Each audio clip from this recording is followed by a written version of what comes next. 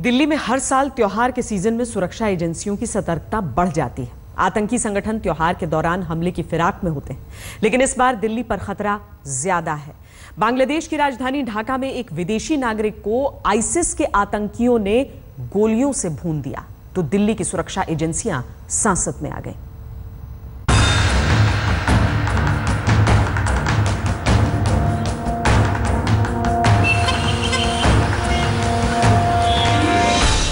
क्या दिल्ली पर सबसे बड़े आतंकी हमले की प्लानिंग हो रही है?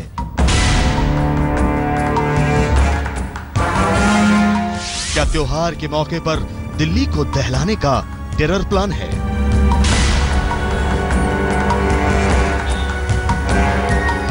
क्या दिल्ली पर सबसे खतरनाक आतंकी संगठन आईएसआईएस की नजर है?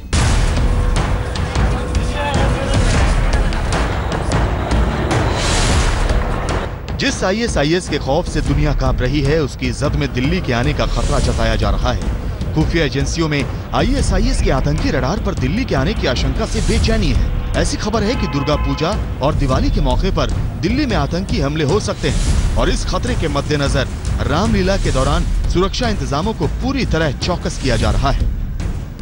मेटल डिटेक्टर्स का कंप्लीटली यूज किया जाएगा ताकि प्रत्येक एंट्री डोर पे प्रत्येक व्यक्ति जो भी अंदर आ रहा है कंप्लीट चेकिंग करा के आए।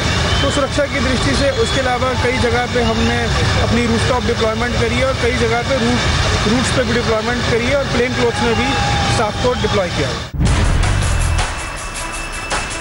त्योहार के मौके पर दिल्ली में आतंकी खतरे की आशंका यूं भी बढ़ जाती है, लेकिन इस बार हालात जरा हटकर है। इस बार खतरा आईएसआईएस से है। खुफिया सूत्रों के मुताबिक आईएसआईएस की तरफ से सीधे हमले बेशक ना हो, लेकिन इस आतंकी संगठन से सहानुभूति रखने वाले किसी शख्स की तरफ से हमला हो सकता है। ऐसे हमले को लोन वुल्फ अटैक कहते हैं। लोन वुल्फ अटैक यानी एक अकेला आतंकी जो किसी भीड़-भाड़ इलाके में जाकर किसी बड़ी घटना को अंजाम दे दे। खुफिया सूत्रों से मिली जानकारी के मुताबिक त्योहारों के मौसम में आतंकी ऐसे ही किसी बड़ी घटना को अंजाम दे सकते हैं। त्योहार के सीजन में दिल्ली के कई इलाके आतंकियों के टारगेट पर हो सकते हैं। पुलिस मुख्यालय, सेना मुख्यालय, अमेरिकी दूतावास, इजरायली दूतावास, ईरानी दूतावास, अमेरिकी सेंटर, पहाड़गंज के भीड़ भाड़ वाले इलाके, सरोजनी नगर मार्केट। खुफिया और सुरक्षा एजेंसियों के होश उड़े हैं बांग्लादेश में एक इटालियन नागरिक पर आईएसआईएस के हमले से।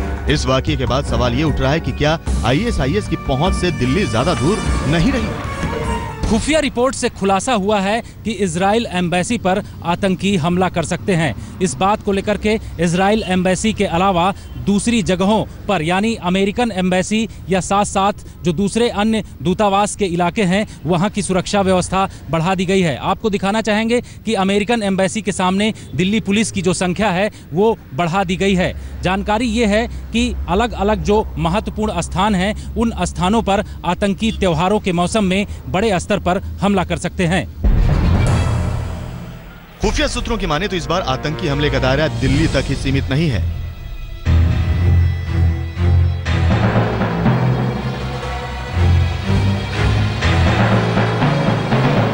देश के कई राज्यों में आतंकी हमले का खतरा है। हमें जरूर इसकी थोड़ी बहुत हल्की फुल्की जानकारी समय समय पर आईबी जो है ना हमारे सूचना तंत्र को कभी देता रहता है। उसके आधार पर हम समय समय पर उसकी चिंता भी करते हैं और हमारी फोर्स को अलर्ट भी करते हैं। सुरक्षा एजेंसियों के लिए सांसद में डालने वाली कई और भी खबरें हैं, लेकिन आपके लिए यही हिदायत है कि त्योहार के मौके पर आप खुद भी सतर्क रहें और सजग रहें।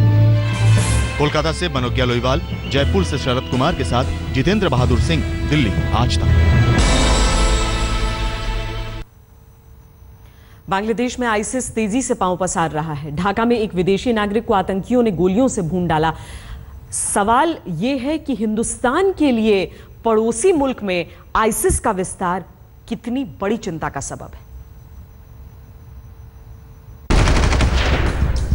नाम सीजर तावेला, उम्र 50 साल, अंजाम आतंकी हमले में मौत। ये सीजर तावेला की तस्वीर है। 50 साल के सीजर तावेला ढाका के पॉश इलाके गुलशन डिप्लोमेटिक जोन में जॉगिंग करने निकले थे, लेकिन शाम के अंधेरे में उन्हें गोलियों से भून डाला गया। बांग्लादेश की राजधानी ढाका में गुलशन इलाका सबसे ज्यादा पॉश इलाका माना जाता है। वहां पर अधिकतर डिप्लोमैट्स रहते हैं या फिर बहुत ज्यादा उच्च वर्गीय लोग रहते हैं। ऐसे में एक इटालियन नागरिक की हत्या पहले एक गोली नहीं 3 गोली मारकर की गई। पहली गोली उसके पैर पे मारी गई और दूसरी उसके पीठ पर, तीसरी फिर पीठ पर दाग दी गई, इस बात का भरोसा करने के लिए कि वो अब जिंदा नहीं है। फिलहाल ISIS ने इसकी जिम्मेदारी ली है और अब बांग्लादेश में बढ़ती ISIS की पैठ भारत के लिए खतरे की घंटी बन चुका है। सीजर की मौत सरहद के पार हुई, लेकिन भारत के लिए यह खबर खतरे की बड़ी घंटी मानी जा रही है, क्योंकि इस कत्ल के पीछे ISIS का हाथ है।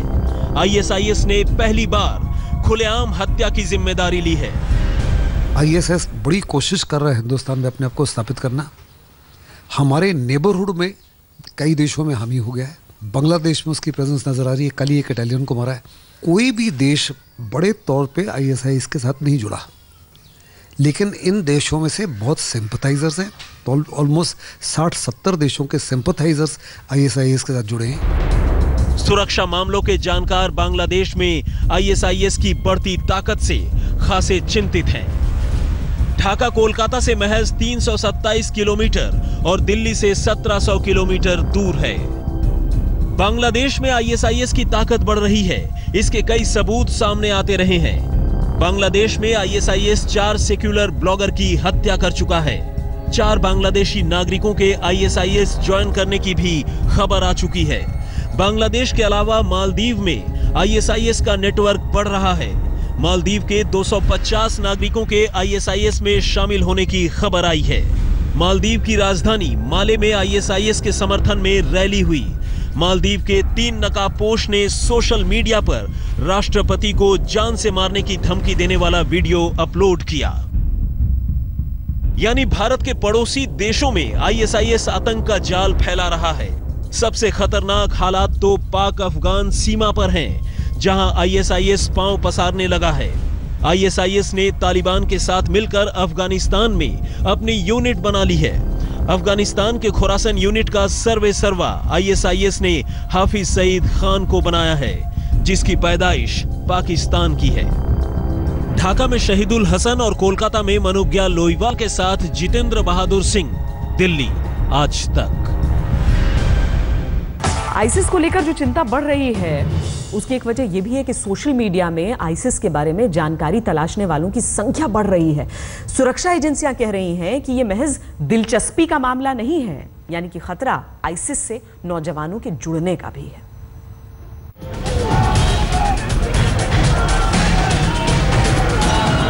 श्रीनगर की सड़कों पर अब हर शुक्रवार को ISIS के लहराते झंडे की ऐसी तस्वीरें दिखती हैं, लेकिन अब इन तस्वीरों को हल्के में नहीं लिया जा सकता, क्योंकि खतरा श्रीनगर से बढ़कर गुवाहाटी तक पहुंच गया है। Interest in that organization, going from the internet and all other things, I speak that the thing is there is a lot of interest has been generated in Assam. That we have seen that there are many people actually who are going to those sites. So that is why we are also alert, we are also worried. Assam police की माने तो internet पर ISIS के बारे में जानकारी search करने वालों की तादाद अचानक बढ़ गई है। तो क्या असम में ISIS को लेकर लोगों की दिलचस्पी बढ़ रही है? क्या ये नौजवानों में ISIS के बढ़ते क्रेज का सबूत है? सुरक्षा विशेषज्ञ इसे बड़ा खतरा बता रहे हैं। Curiosity is all over India. So Assam is on the higher side of curiosity. सुरक्षा विशेषज्ञों की माने तो ISIS की नजर देश के उन राज्यों और शहरों पर है जहां उसे नौजवानों के आतंक के चंगुल में फंसने की उम्मीद है। ये वो शहर हैं जहां ट्विटर, फेसबुक और गूगल जैसे माध्यमों से ISIS के बारे में सबसे ज्यादा जानकारी सर्च करने की खबर है। ISIS के रडार पर सबसे ऊपर है जम्मू कश्मीर, फिर असम, उत्तर प्रदेश, महाराष्ट्र और पश्चिम बंगाल। कई शहर भी ISIS के निशाने पर हैं। महाराष्ट्र में चिंचरवाड़, पश्चिम बंगाल में हावड़ा, जम्मू कश्मीर में श्रीनगर, असम में गुवाहाटी और महाराष्ट्र में मुंबई। आईएसआईएस की पूरी कोशिश इन शहरों में उस जमात की तादाद बढ़ाने की है जो किसी न किसी रूप में आतंकी संगठन से सहानुभूति रखती है। सोशल मीडिया के जरिए आतंक के बढ़ते इस खतरे पर गुवाहाटी में हुई डीजीपी लेवल की बैठक में भी चर्चा हो चुकी है। कोलकाता में मनोज्ञा लोईवाल के साथ जितेंद्र बहादुर सिंह, दिल्ली आज तक। रुक रहे एक ब्रेक के लिए। ब्रेक के बाद विशेष में आपको दिखाएंगे पाक अधिकृत कश्मीर में पाकिस्तान का खौफनाक सच। देखते रहिए आज।